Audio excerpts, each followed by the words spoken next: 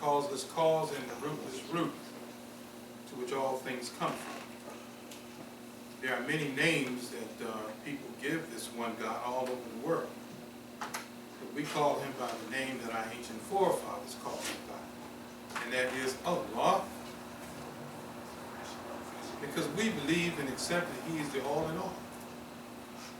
We accept that he's from the everlasting past to the never-ending days to come. We also accept that he is the only one who made us, and he didn't have to have any help to make us. He pointed and the thing is done. With respect to his station, he is due thanksgiving, adoration, and praise. That's right, we didn't make ourselves. And by admitting and humbling ourselves to the fact that he made us, makes us praise him for our arms, our fingers, our feet, our speech, our society, our intelligence, our ingenuity, all the wonderful things that we enjoy in this life is due from the mercy of the Father God the Almighty. So let us stop throughout the day during our busy days sometimes and say, thank you, Alan. Let us stop and whisper to the winds that we appreciate everything you've done for us, Almighty. And surely, because of this, we will stand in respect to you, worship you, adore you, try to do the right thing according to you, not according to the mere ideas of man. The mere ideas of man is strangely mixed with truth and falsehood. We have to understand where we at in our relationship with the one who made us. Islam? Give an honor to the founder. There can only be one founder of the Moorish Science Temple of America. And I speak of the Prophet Noble Ali. The Prophet Noble Ali not only founded the Moorish Science Temple of America, but he was divinely prepared by Allah Almighty to give us all the things we need to redeem ourselves, to correct those mistakes in our lives that never got a chance to be corrected. Surely Allah's God, and his mercy was sent to us in the form of Noble Ali. The Prophet Noble Ali said, if I can get you to start thinking, you can save yourself. Man is above all the beasts and the creatures because he can utilize not just thinking, he can utilize reason and understanding, and he can will. That puts us above. That puts us in a special relationship with the one God who made us and his divine prophet, Noble Ali. The prophet Noble Ali said that we should look to gain the wisdom of the ancient Moabites, that we should look to have that experience of having knowledge of our nationality and divine creed. Because he examined the situation, he said, not only to us, but the entire world, that we must proclaim our free national name and stand for our free national standards. In doing so, this Moorish Science Temple of America is the only organization set up in Americas so that our people can get back that which was lost. And that is our identity. Not only our identity as a human being, but our identity as a spiritual person, as a spirit, having had access to the great God of the Almighty, where he has told everyone living, seen and unseen, and known and unknown, that he has agreed to meet man in his heart. No other creature throughout the universe has that privilege. And we intend to take advantage of that privilege through the Prophet Noble Ali. Before the Prophet Noble Ali came, many of us did not know what our nationality was. We did not know that we could meet this great God who created everything in our heart. We did not know that the Mexican, the Chinese, the Nicaraguans, natives of San Salvador were all Asiatics just like us. We didn't know. Consequently, after being taught by the Prophet, we have gained this important knowledge and we have empowered ourselves as being somewhat. We are somewhat. When I say empowered, the empowerment touched us like this. The fathers became better fathers. The mothers became better mothers. The children became better children. Because now we are empowered with the knowledge of self, spiritual and the self in manifest. You know, the saying is that a tree without roots is dead. But a tree without roots who don't know what the roots are is even more dead. So it come to us as a revelation. Meaning something has been revealed to us. When truth is revealed to you, as it only can be revealed to us by Prophet Muhammad, you must take hold of it, hold it fast, and don't let it get away. The prophet says, naturally it's something that man wants, is the truth, it's his nature, to desire and want the truth. But oftentimes when it's right in his face, he has a problem apprehending that truth. And that reason is because of doubt. Doubt coming of his own. We raise the doubt. We say in the Moorish Science Temple of America, there's no reason to doubt Allah or to doubt the truth that he put in his divine prophet, to give to us. The move, great move, or the only move, is to accept it and deal with it. Our people are challenged with social and economic stress. We have a challenge, I won't say a problem, we have a challenge knowing how to demonstrate socially in any society, particularly the society here in the United States of America. We have a challenge with gaining some economic footing and power. We run our own businesses, we run our own companies, we're industrious, looking for ways to make more finance. But in a profound sense, two of the greatest challenges that we have, according to the Prophet is moral and spiritual. Our morality has to be centered so we can edify our children to do the right thing.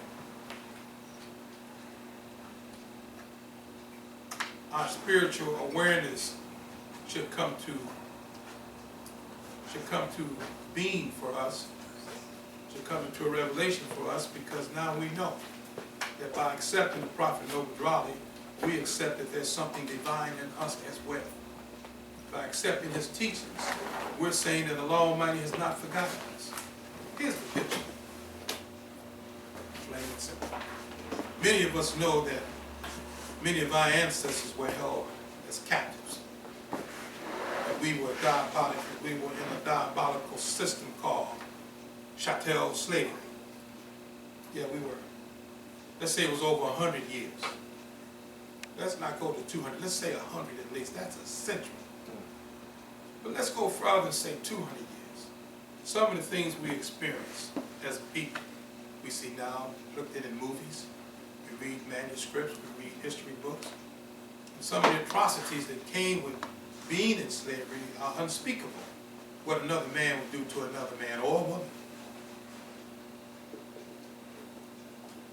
A lot of this stuff transferred in our genes. Transferred in our genes in such a way, unconsciously, we're practicing those things that were put upon us and not even knowing why. For example, we talked about reason. Reason in our thinking. Reason is mathematics. Reason was given to us to maintain some kind of maintenance over where we at.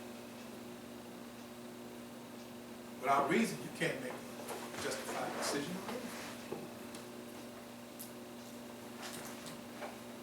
How can you reason with anyone who seeks to destroy you as a human being, destroy your family, destroy your children? How can you?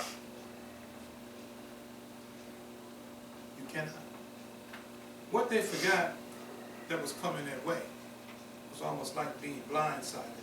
They never expected for Allah Almighty to hear the prayers and the chants of our people in the sugar cane field, the cotton fields, saying, Lord, have mercy on my soul. And he answered by sending the Prophet to give us this knowledge to empower ourselves, to show us how to use reason, to lift up our economic, social, moral, and spiritual challenges that we have. By giving us the program that is a program that certainly works. I came to the Moorish Science Temple of America, like many of us, because I saw it as the only program that is in place to really help our people with those issues that we really have as a people. I mean, our problems are unique, very unique. It's going to take some time, as the prophet said, for us to completely wash away that European psychology, that mistreatment. The example I wanted to give also was when a mother or a father chastised their children. Or if they put them in the bathtub of hot water, using what they call an ironing cord, that's brutality. But they're not looking at that. They're looking for obedience. If the child comes home with poor grades, they get a branch and beat them. They said the answer to everything is to beat them, to spare the rod. Well, this is the same reasoning that the Europeans and other slaveholders did for our people. When you want them to act right, you got to beat them. If something wrong, you got to beat them. You go as far as the relationship between man and woman. I talked to someone earlier today about this. Thank you very much. They justify beating a woman is to say she's stupid, she don't know anything, and the only way you're going to ever get her to obey and do what you say is to beat her. All of these things and many more come from slavery. They come from the institution of slavery. That we felt that that's the way we get our point across. When it comes to chastising your child, the greatest punishment that the child can ever have is the punishment that child gives to him or herself. So we use reason to maintain a level of peacefulness with our children, even in our relationships. The prophet goes further to say that when you look to check your woman, look at your own faults. Look at what you're not doing. I guarantee you'll find some things that you're not doing. You'd be ashamed to say it out loud. But you're going to look at her. This is some of the many things, as I said, that occurred in the time of slavery. This is a new day now, brothers and sisters. This is a day of opening up our eyes to see life just like it really is. And to see life through the eyes of our ancient ancestors and our prophets, bearing witness that all of those things that have happened to us, occurred to us, can be corrected. Not changed, but corrected. And we're out to correct these things. We won't find it anywhere else but in the Moorish Science Temple of America. To be very frank, if Christianity was the thing that could have saved our people, it would have saved them a long time ago. But it's not the answer. We have to return to our state of mind of our ancient forefathers, divine creators. We have to turn our home. Everyone on earth is successful when they just stop drinking everybody else's water and turn around and drink their own water. Islam? Islam. Giving honor to all the true and divine prophets, Jesus, Muhammad, Buddha, and Confucius. Giving honor to Brother Emil, the first Supreme Grand Chief and Chairman, the Moorish Science Temple of America, and those consequently followed after him that were in order and doing the right thing according to the prophet. Giving honor to the flag of the United States of America. Giving honor to our flag, the Moorish flag, the red flag with the 5-pointed green star in the center. Giving honor to our Quran, Constitution, our questionnaire, our fezzes, our turbans, our greetings, our farewells to one another, our Moorish language, repeating the prophet's lessons so that we can get better.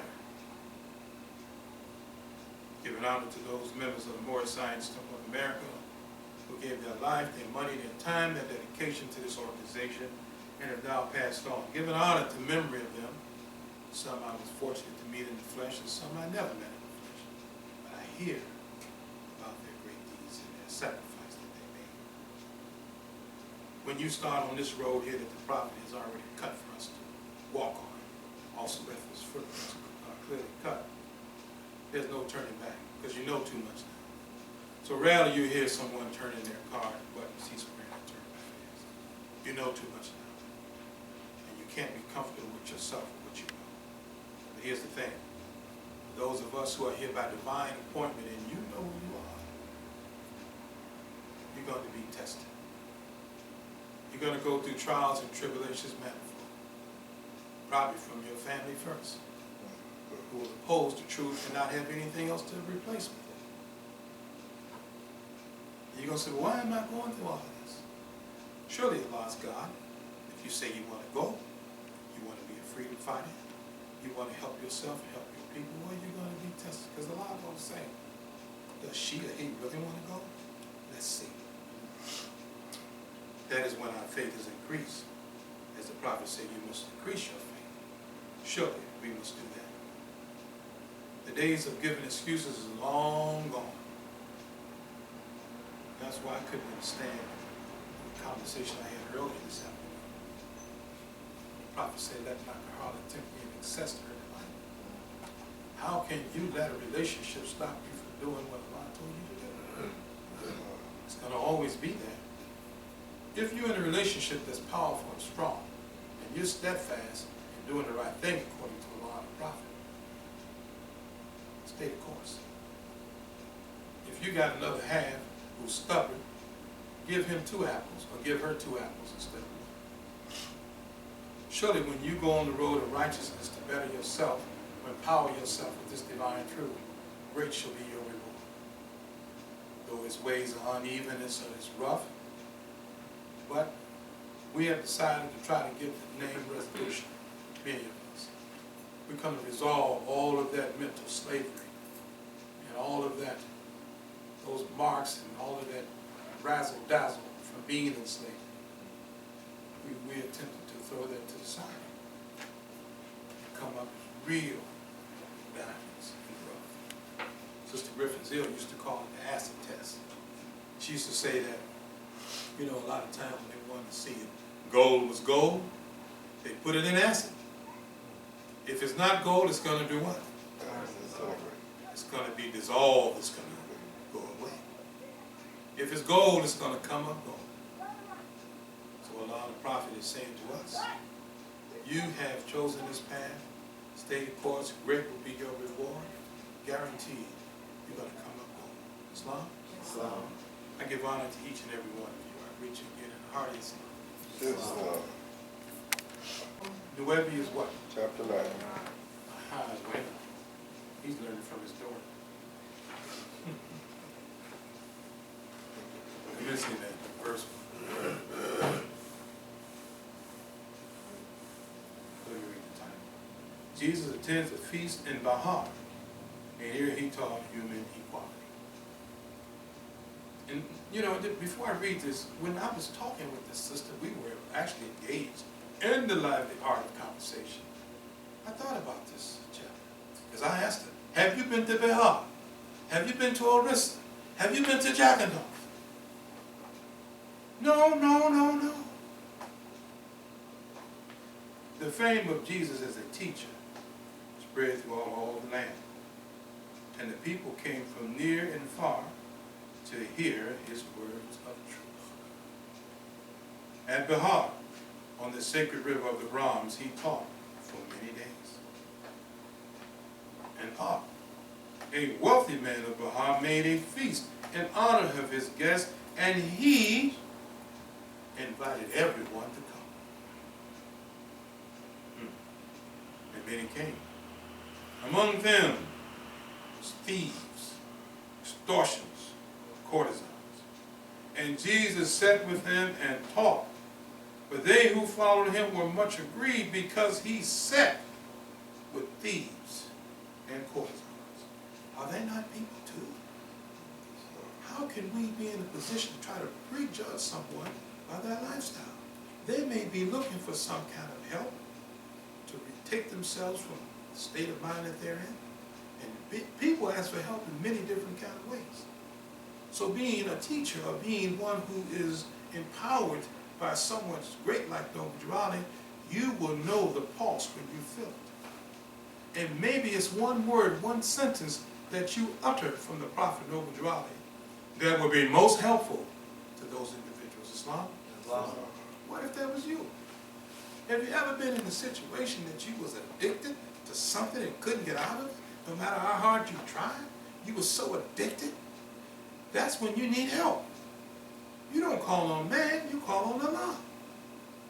Or you have a lively art of conversation with someone who's just like a miner going along his way. See you scratching on the surface of the ground and say, wait a minute, why don't you dig down deep if you're really after these Jews? I never thought of that. I was scratching the top because that's what my mother did, and my father, and my grandfather. And the miner said, well, now you know you can dig down deep and get all your precious jewels and stones, which is you, your spirit, yourself, your creativeness inside of you that you were born for. We were born to soar the universe. We were born just like we're born to inhale and exhale the air. We were born to have inalienable rights to worship on our own kind of victory. Islam? Islam. But they talked about Jesus because he sat with thieves. You know the worst kind of crime you can get is someone to come in your house and rip you off. That's a title that nobody wants off Mark. Thief! Thief! Someone who steals. The prophet said it's less evil in the sight of Allah to do what? Steal and to betray. But it's still evil. It's still evil. Do you know what it feels like when you come home after you've gathered all your goodies for you to enjoy and your significant others, whoever they may be, small, little, or large? And you've been cleaned up. The first thing you're going to ask yourself is, who had the right to come into my space and remove all of my items? What gives them the right? It's the same thing about who has the right to take your identity away from you and tell you you're nothing. You're ugly, you're black, you're Negro, you're liverlet, you're shine boy, monkey. Who has the right to put those marks on you as if it was nothing? Just as though we don't have the right to screen who we're going to give this lesson to. Islam? Islam. Give it to them. The prophet said, give them my words to be on your way. And if they are sincere about accepting the truth, they will accept it. Or if not, they'll pass it to someone else. It's like a dandelion when you blow the flowers. The seeds, which really are seeds, the little helicopters, they go everywhere. Well, I'm going over here, I'm going over there, I'm going over here, I'm going way over yonder there. But they get to where they go. That's how the truth is. Islam. And they upbraided him. They talked about him because he sat with thieves and prostitutes. That's what a courtesan is. A prostitute. One who sells his or her